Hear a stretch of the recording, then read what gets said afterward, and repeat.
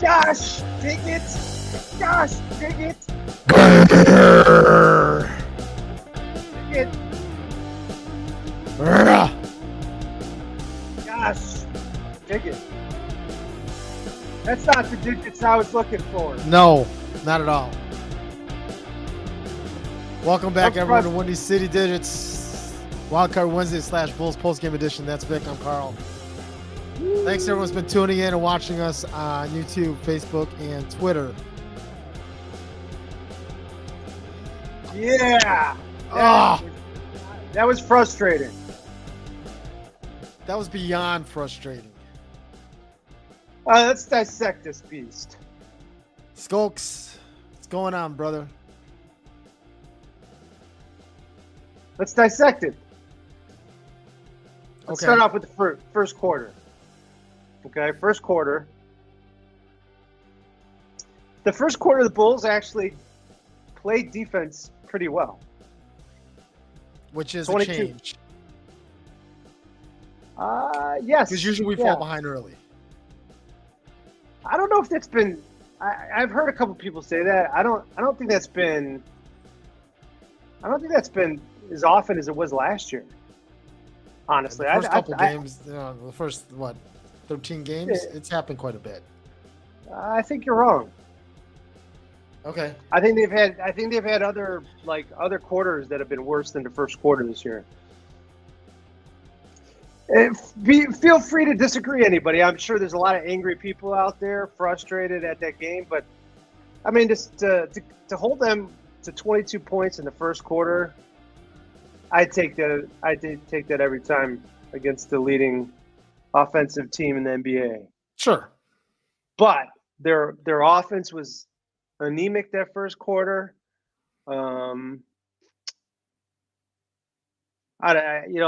It was just a bad offensive game overall, I thought. Because yes, DeMar and Zach got their points, but a lot of ISO. You and I were texting that. Yeah, the only thing that's frustrating to me, especially the way the game ended, is that when the ball was moving, like when Dragic was in the game and he was bringing the ball up and the ball was moving around and he's playing point guard and distributing and driving and passing the ball off. We built up like 11-point lead in the third quarter, right? I know. And in the last, I think it was the last 4 minutes. I mean, Kendall Gill said it in the break there right before the end of the game. He's like, look, this is all going to come down to shot selection, right? I counted I think 4 out of the last 6 or 7 possessions, they inbounded the ball to DeMar. It never left his hands. Never. Yeah. I know. They had 4 guys on one side of the floor and DeMar drove to the basket. Look, I get why you have the guys spread out because then it opens it up and you have the guys down the lane. But even the Pelicans had it right. Brandon Ingram was their guy, but Brandon Ingram didn't bring the ball up. It was their point guard that brought the ball up. They ran some screens. They got Ingram off to the wing, and then he had a favorable position when he caught the ball, right? I don't get, you brought Dragic back in the game at the end of the game so that he can handle the ball and he can go ahead and move the ball around. If you weren't going to use Dragic in that closing minute or those closing minutes, why is he in the game? You might as well have left Io in the game. Yeah, I don't know. Maybe as a decoy. I don't understand the sense of it either. Dragic, he was like the player of the game as far as I was concerned, just because of his passing and his playmaking. Yeah. Let's see. What did Dragic? Well, Dragic he had 6 assists, man. And how many minutes? 25 minutes, 6 assists. Yeah, well, that's a little deceiving because the last 4 minutes he played in the game, he didn't touch the ball. So that was basically 6 assists in 20 minutes. In 16, 17 minutes? Yeah. Right? Look how terrible the Pelicans shot from 3-point line. 15.8%. We should have won this game. This was a gimme.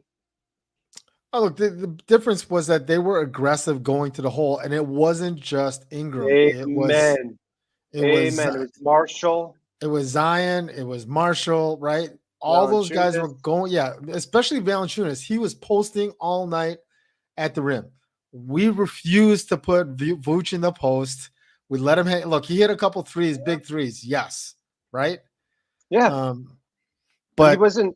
Yeah, he wasn't in position to be in the post. And you could just look at the free throws for the team. I mean, we lost at the free throw line. Pelicans shot, let's see, 28 of 36. We shot 16 of 18. We lost at the free throw line. yeah, look, we weren't getting the calls because look, they were the aggressors. Like they were way more aggressive going to the hole. DeMar Yep. and Zach. I was just more noticing it tonight. DeMar and Zach, they feel a little bump, they feel a little touch. They just throw it up at the hoop and assume they're going to get the call. I think I counted Zach like 2 or 3 times. DeMar a couple times it happened. Thankfully, like there were some plays where Dragic got a rebound or Io got a rebound to kind of save the possession. We got points out of it, but it was just frustrating, especially Now, the way we closed that game. now listen, Zach was the only starter in positive territory, but he shot 3 of 12 from the 3-point line. I didn't like his shot selection. I think I told you that. Like I didn't like his shot selection tonight. Yeah, I didn't really either. But you know what? In the first half, he actually looked really good. And The that's second half, not so much. And you're right; they just played too much ISO ball and relied on the guy to get open on himself. look. I don't say much about Billy Donovan, right? But that's where at the end of the game, he's got to be up calling a play. Amen. Right? He's got to be up calling a play, saying, get the ball in the Dragic's hands, move the ball around. That's how Vooch got those 2 threes. Yeah, absolutely. The ball was moving around. They swung the ball around. They got him open guys. They were making cuts to the rim. Yep, absolutely.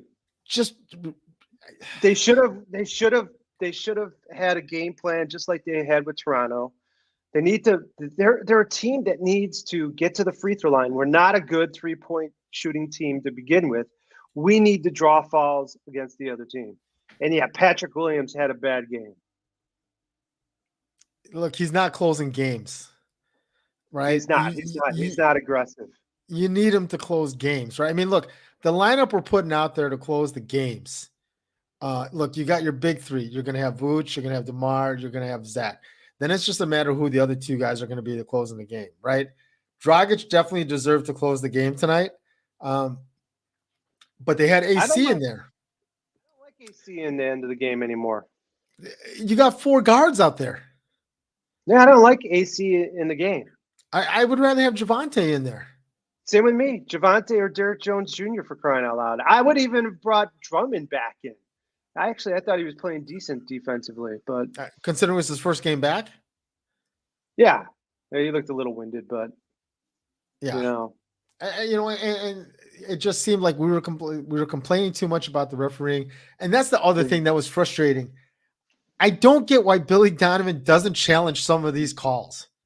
Yes, what about that one call Javonte had? That was clean. Yeah, he didn't touch him at all. Yeah. There was one against him, and there was one against DeMar where the guy tripped over his own feet, and DeMar got called for a foul. I don't get why he's not taking that. Why he's not. He didn't use the challenge at all tonight. No, and in the past few games he had, and we lost. I think each time. Look, I get why you want to hang it toward the end of the game, but look, that was the difference at the end of the game. You challenge one of those calls, they don't get the 2 free throws. That's 2 points less that they've got, right? Yeah, honestly, the positives I saw about this game was, one, we played a really good team competitively again. All right, that's one good thing. 2, Dragic has been one of our best offseason acquisitions by far. And honestly, sometimes I think he could probably do a better job than Io. Look, Io is look, he's doing a great job from a leadership standpoint, like and Yes, he motivating some of is. these guys, right? That part I like what he's doing, but he's not being productive. Like a lot of times he seems to be rushing the ball up the court. He drives the lane, he gets stuck in the air, he doesn't know where to go. It ends up being a turnover, right? Yep. Yep. He does make some great hustle plays. This is why I think like when Lonzo comes back, Io's going to be better suited for the second team, be an off guard next to Dragic, right? I think that's going to be more of his comfort zone personally, right? Yep. There was just so many little things about this game. I mean, the game was there to be won. It was that was our game. Yeah, and we blew it. What is the phrase? We snatched defeat. We snatched defeat from the jaws of victory tonight. I mean, like this one is one, especially at home, because when you go to New Orleans next week, that game's not going to be close.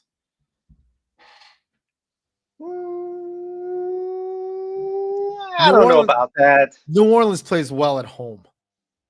That's right. why their numbers are. I mean, if you look at their home numbers, they're probably averaging like 123, 125 at home.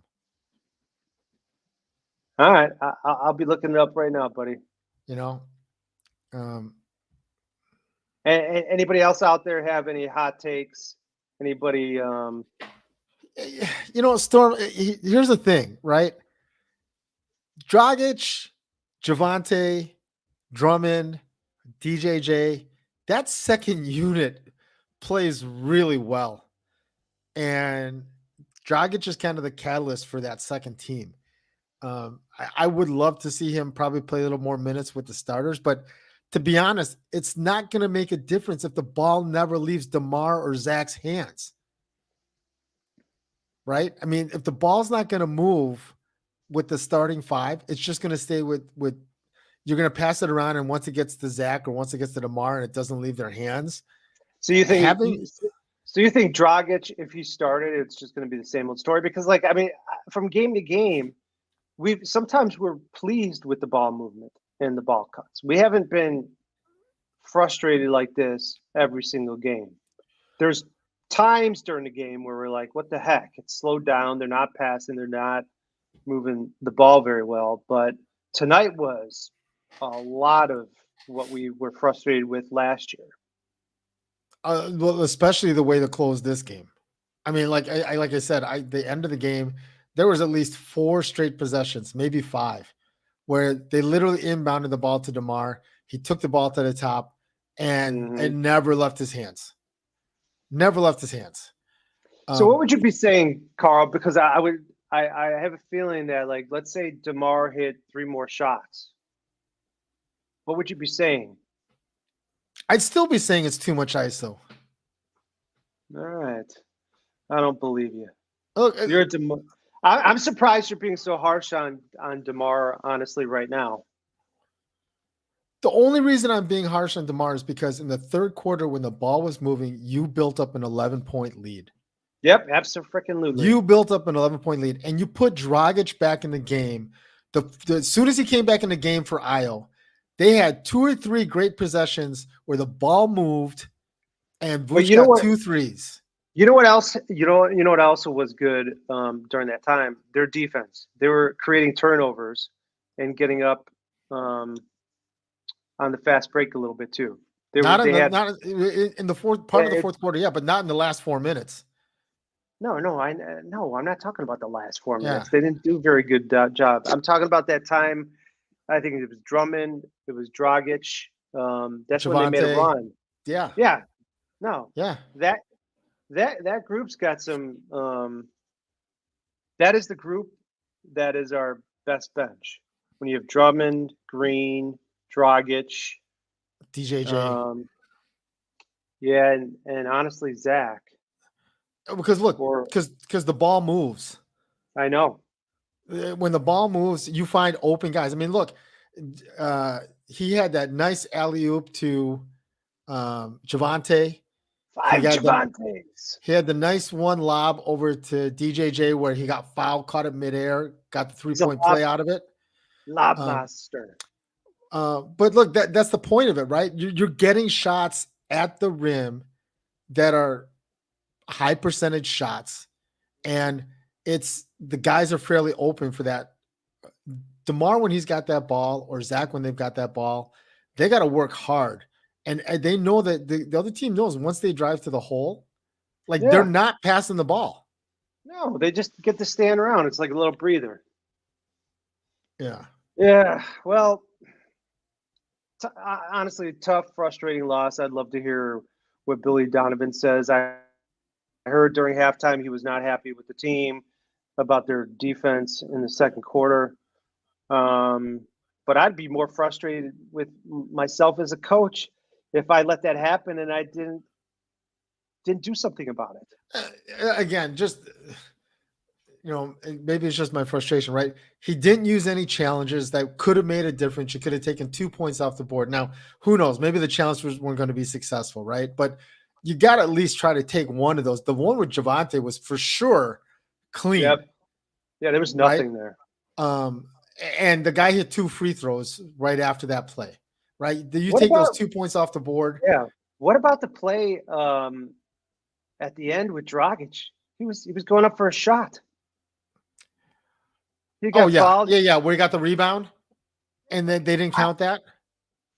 I mean, there. You know what? I swear to God, I know. I was getting angry with Vooch complaining, drawing a tee. DeRozan, stop whining, stop complaining. There are times when DeRozan gets some really lucky calls. Suck it up, go down the floor, and play some defense, and stop moaning and groaning. Look, that's the other part of it, right? I mean, look, if you take away the technicals from Vooch, you take away the technical from DeMar, and you challenge one of those plays, that's 4 points.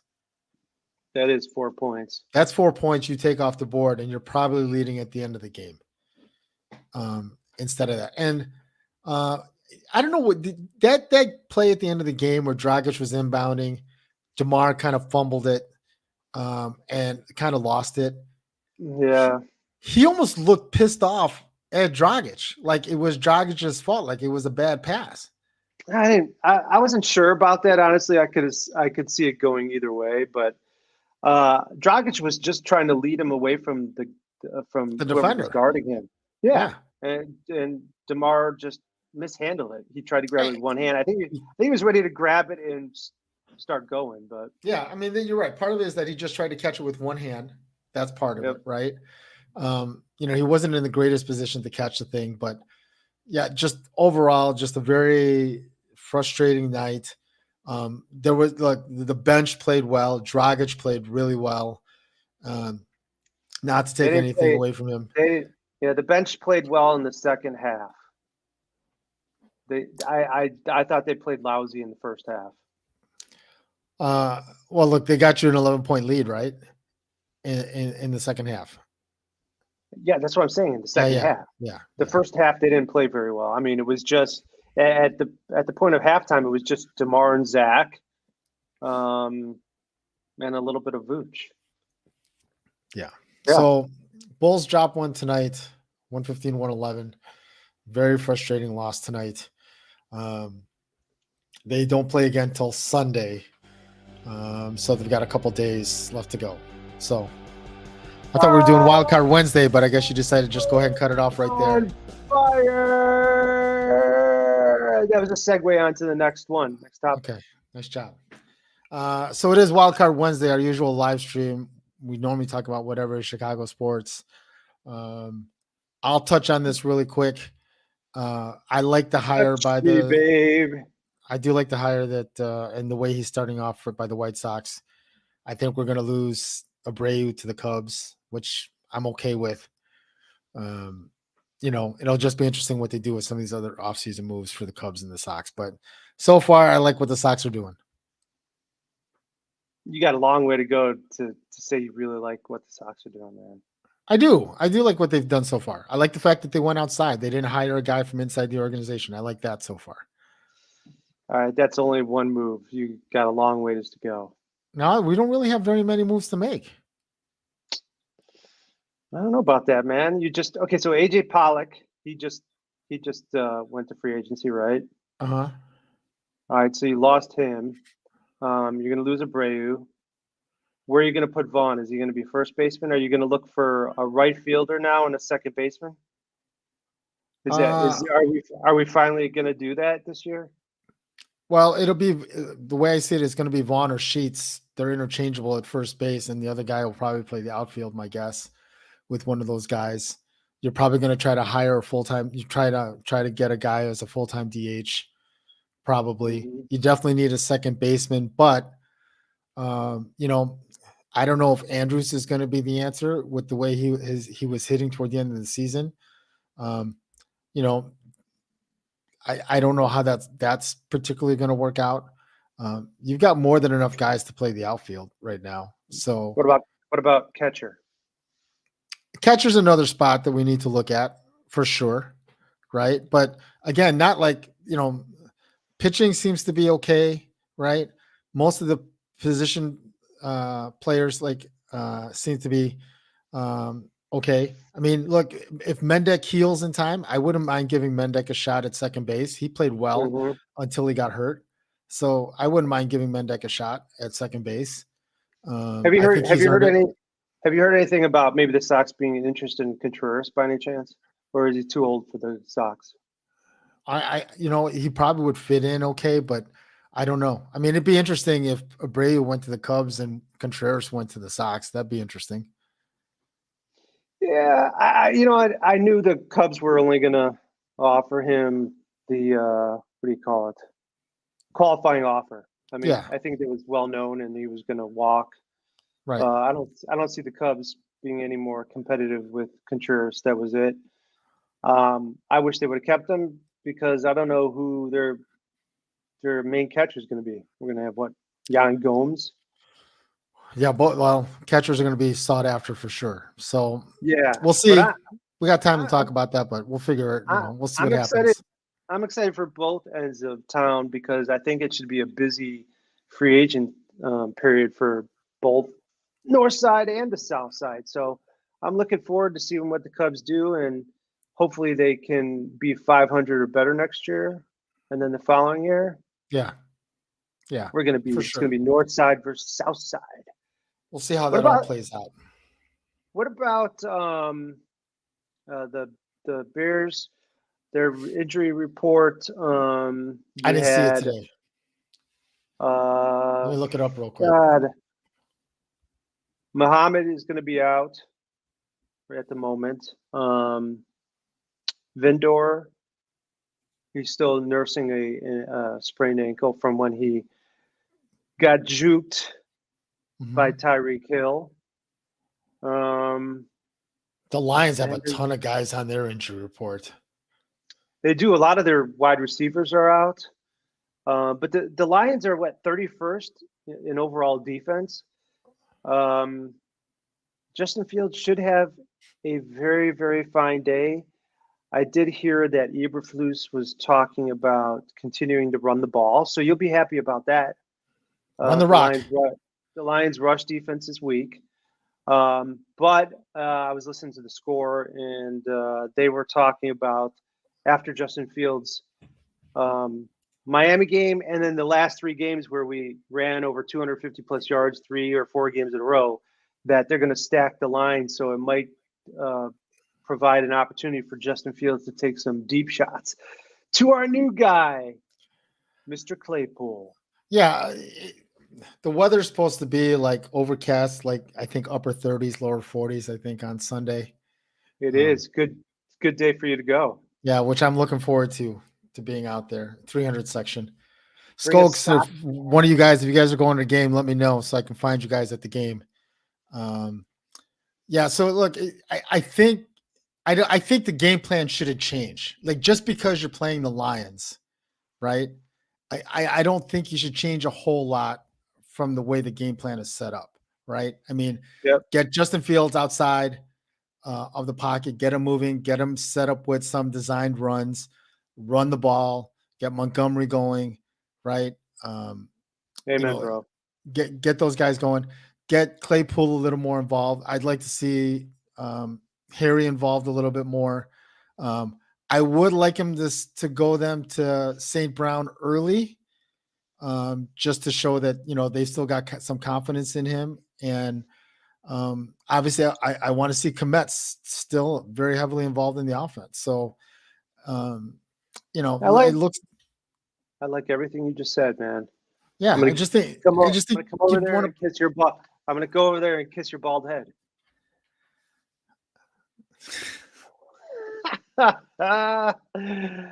Oh, General Picard. Oh, dear Lord. Hey, did you hear about Velus Jones? What about him? Okay, so Eberflus talked openly that he's not putting anybody take it easy. Yeah. Go ahead. He's not putting anybody what? I already got Motel 6 booked. He's not putting anyone in that hasn't earned it. In response to talking about Velus Jones Jr. So that's almost like what they did to Tevin Jenkins. How so? Well, because Tevin Jenkins wasn't performing like they wanted to or putting forth the effort during preseason. So they benched him. I think those are two completely different situations. Well, yeah, of course. I mean, one of it might be more mental. This one seems to be more, I don't know, maybe it's physical and mental. When once you drop a ball like that, you might just start getting little gator arms. But that doesn't have any effect. It shouldn't anyway in your effort. Which one? If you stop, like if you made like the plays that Velus Jones has made, like the mistakes he's made. Oh yeah, no, yeah, you're right. If anything, he should be going back to practice and working harder. He should be, and it doesn't sound like that's happening. Correct. Unless he's just not catching the ball, not performing, and they're like, "Sorry, bud, this is the NFL." But yeah, based we drafted you here, but you're not. But based on that comment that Eberflus made, that doesn't sound like that's the case. That just sounds like he's not earning his spot back in the field. Like he's just not working hard enough. Maybe. Yeah, I guess we're reading into that. Yeah, look, with the receivers that are coming back, that's a crowded receiver room, right? You Pringles should be coming back soon. You got St. Brown, you got Harry, you added Claypool to the room, you got Mooney. That's 5 receivers right there, right? And you don't even Pettis. I didn't even mention Pettis, right? Nah. That's 6 guys right there. Pettis is primarily going to be what your kickoff return man. Yeah. But I mean, still, that's 6 guys. You have, you're not going to beat Mooney out of a spot. You're not going to beat Claypool out of a spot, right? But he's got a chance to beat the other guys. He does, and I thought he would have. Yeah, look, I guess at this point it's kind of it's almost like a swing and miss at this point with Velus Jones. Yeah, but that would be a disappointing draft pick if it was a complete loss. Yeah, for sure. Yeah, I would not be happy with that, man. So, what do you think, before we go, what do you think the score of the Bears game is going to be against the Lions? Are you really going to ask me this question? It's with 31-17 Bears. Is that? I think we won't. I don't think the Lions will score 17 points against the Bears. I think the defense is against this offense. The only way they're going to score points, honestly, is if they run the ball, because we're still not very good against the run. I'm not afraid of Jared Goff, right? No, I'm not afraid of Jared Goff. Storm, you really think they're going to score 24 points against this defense? I kind of agree with Storm. They barely scored any points against the Packers. The Bears defense has been lousy the last 2 weeks. I don't know. You've played very high-powered offenses. The Lions are not the Dolphins or the Cowboys. The Bears defense is pretty bad. It all depends on what receivers are playing for the Lions.